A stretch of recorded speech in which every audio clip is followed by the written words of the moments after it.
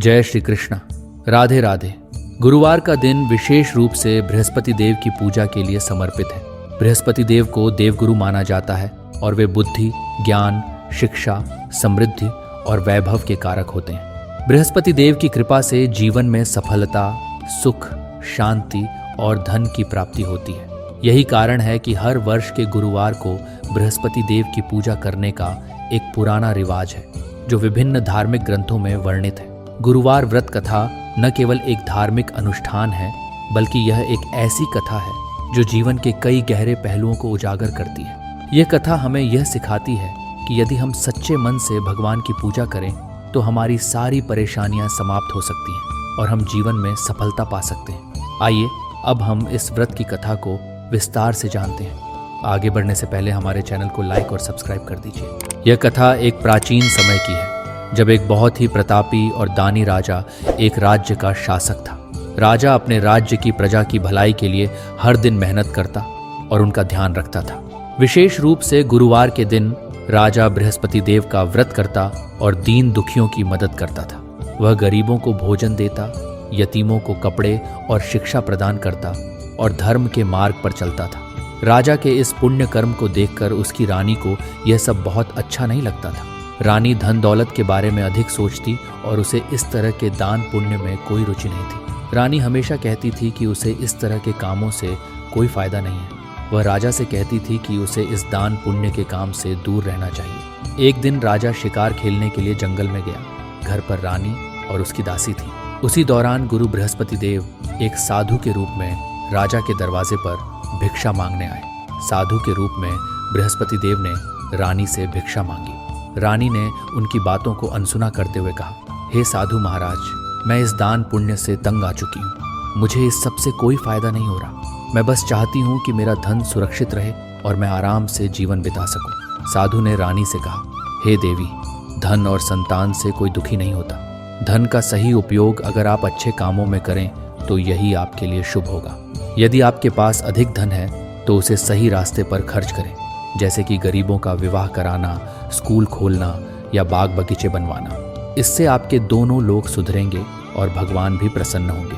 लेकिन रानी को साधु की बातें बिल्कुल पसंद नहीं आई। उसने कहा, मुझे ऐसे धन की आवश्यकता नहीं है जिसे मैं दान में दूं या जिसे संभालने में मेरा सारा समय नष्ट हो जाए। तब साधु बृहस्पति देव ने रानी से कहा, अगर तुम्हें ऐसा ही करना है तो मैं तुम्हें एक उपाय बताता हूँ। तुम गुरुवार के दिन घर को गोबर से लीपना, अपने बालों को पीली मिट्टी से धोना, राजा से हजामत करवाना, मांस मदिरा का सेवन करना और कपड़े धोबी के पास धोने के लिए देना।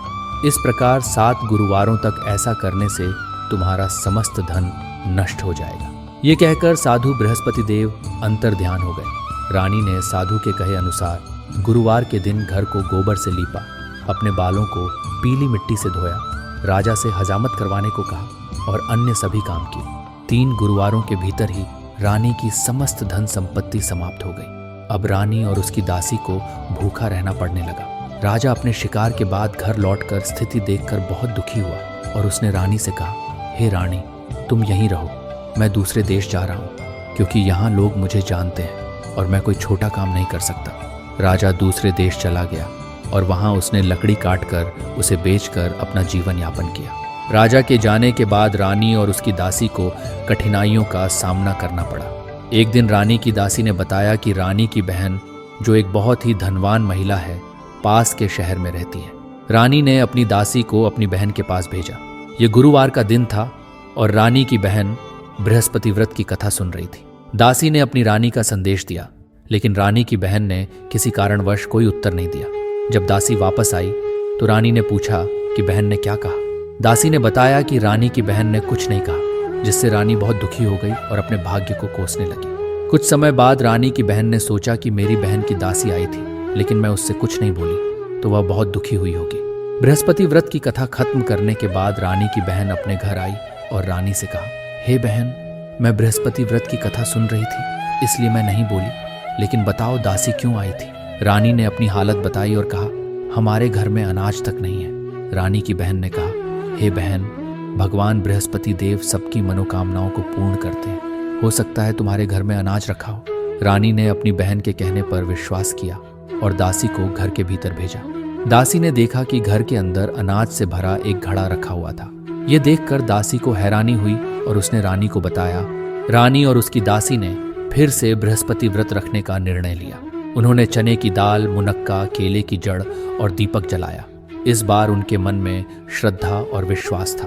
बृहस्पति देव की कृपा से, भगवान विष्णु के आशीर्वाद से उनके पास फिर से धन और समृद्धि आई। हालांकि रानी फिर से आलस्य करने लगी, लेकिन दासी ने उसे समझाया कि यह धन बहुत कठिनाइयों के बाद मिला है, इसे दान और पुण्य के कार्यों में लगाना चाहिए। फिर रानी ने अपनी दासी की बात मानी और धन का उपयोग शुभ कार्यों में करना शुरू किया। इस कथा से हमें यह शिक्षा मिलती है कि जब हम जीवन में सच्चे मन से भगवान की पूजा करते हैं और उनका आशीर्वाद प्राप्त करते हैं तो हमारे सभी कष्ट समाप्त हो सकते हैं।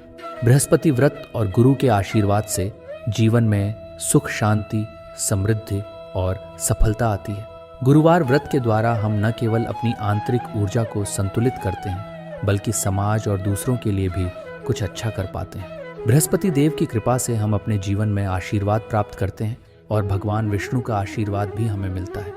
गुरुवार के दिन व्रत करना और पूजा करना न केवल व्यक्तिगत लाभ का कारण बनता है, बल्कि पूरे समाज के लिए भी सुख समृद्धि का मार्ग खोलता है।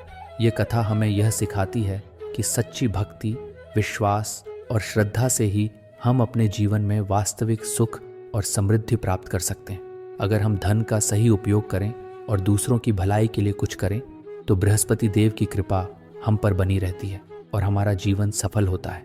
अगर आपको यह वीडियो पसंद आई हो तो कृपया इस वीडियो को लाइक करें, शेयर करें और हमारे चैनल को सब्सक्राइब करना न भूलें। इससे हमें और भी प्रेरणा मिलेगी और हम आपके लिए ऐसी और भी दिलचस्प और शिक्षाप्रद कथाएं लाते रहेंगे। धन्यवाद।